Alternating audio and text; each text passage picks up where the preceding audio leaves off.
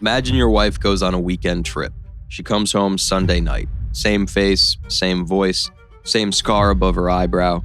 She knows your anniversary. She knows where you hide the spare keys. But when she kisses you goodnight, something feels wrong. Her laugh sounds hollow. Her eyes look at you, but there's nothing behind them. Just empty. Dead. You tell yourself it's paranoia, but every instinct in your body's screaming one truth. The woman in your bed is not your wife. This is not science fiction. This happened to Marcus Chen in Bellevue, Oregon.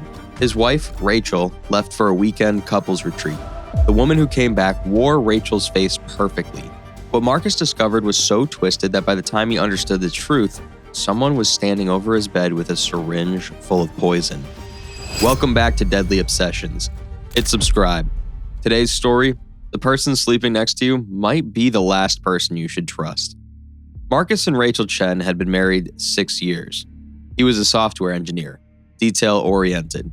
She was a graphic designer, creative. She hummed while cooking, always put 3 ice cubes in her water, touched her left earlobe when nervous. They loved each other, but the passion had died. Date nights became Netflix nights. Conversations became silence. Marcus had been forgetting things lately. Car keys, whether he'd locked the door. His business partner David joked about it. "You're 34, not 74. Marcus and David had built their software company together. David owned 60%, Marcus 40%, but David was more than a partner. He was Marcus's best friend. When Rachel suggested trying a couples retreat to explore open relationships, Marcus told David she thinks it might help. Marcus said. David shrugged. Whatever keeps the marriage alive. That Friday, Rachel left for Mountain Pines retreat. She texted that night. This was a mistake. Coming home tomorrow. But Saturday brought nothing. Then Sunday night. Everything's fine. Actually really interesting. See you Sunday. The tone was cold, detached. Sunday night, Rachel came home. She walked through the door at 8:47. She looked exactly the same, but she didn't touch her earlobe. Rachel always touched her earlobe after being away. This time, her hands stayed at her sides, calm, controlled. She made tea. Rachel hated tea. Only drank coffee, black, no sugar. Since when do you drink tea? She looked at him with dead eyes. I've always liked tea, Marcus. That night, she slept on her back. Rachel always slept curled on her left side. When Marcus touched her shoulder, her skin felt room temperature, no warmth beneath it. Monday morning, Rachel made scrambled eggs with paprika. Rachel never used paprika. Marcus called the retreat from work. Sir, we have no record of a Rachel Chen. He drove there Friday. The address was an abandoned lodge, condemned since 2019. No retreat, just ruins. This is called confirmation through absence. When evidence doesn't exist, you question your sanity. Marcus started testing her. Remember our anniversary at Salvatore's? She smiled. The Cabanero was amazing. They'd gone to a sushi restaurant. What was your childhood dog's name? Buster. Rachel's dog was named Cooper. Tuesday night, Marcus told David everything. The tea, the wrong memories. David looked concerned. That sounds like paranoia. Maybe check her phone?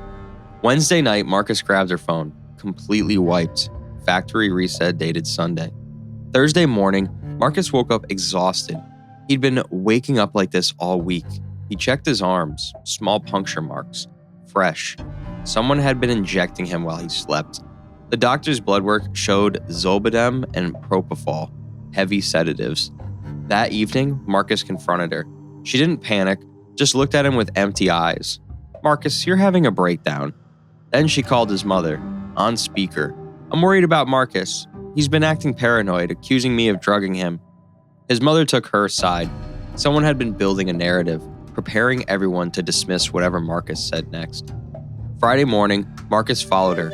She drove to a storage facility, entered Unit 237. 20 minutes later, she left. Marcus broke open the lock.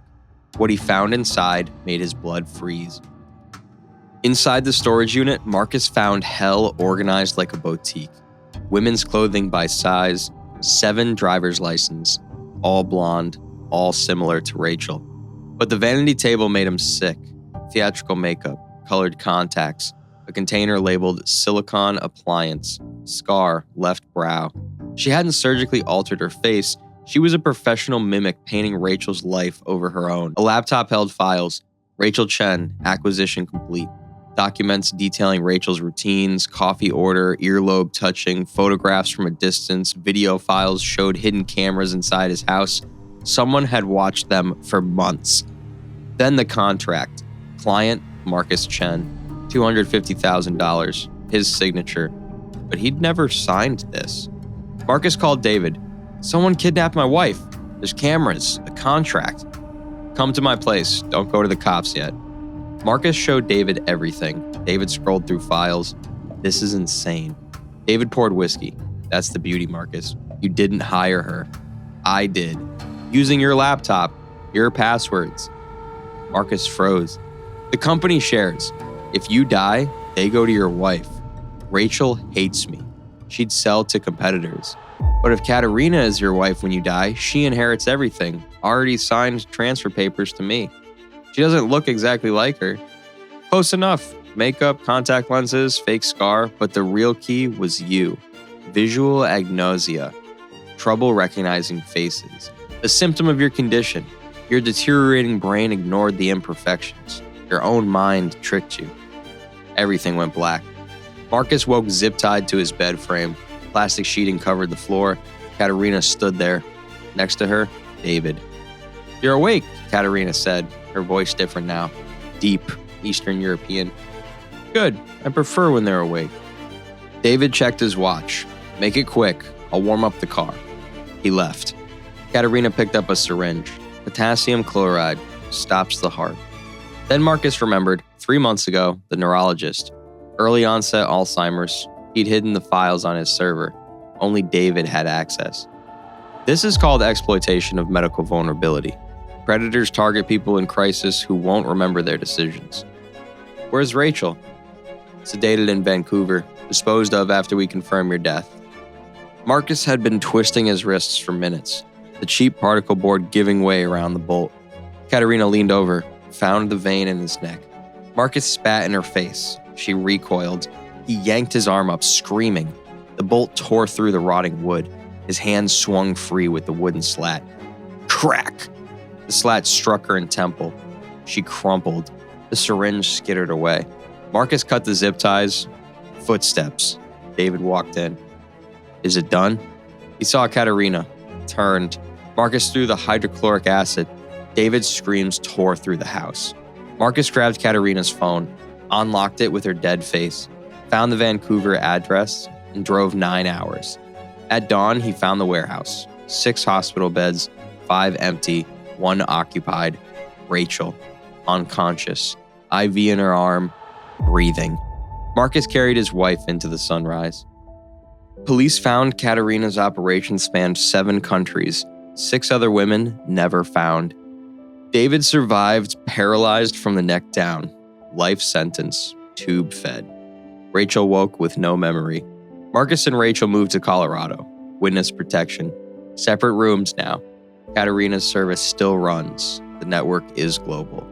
Marcus checks Rachel's earlobe every morning, making sure it's really her. Because if he stops checking, he'll never know when they come back.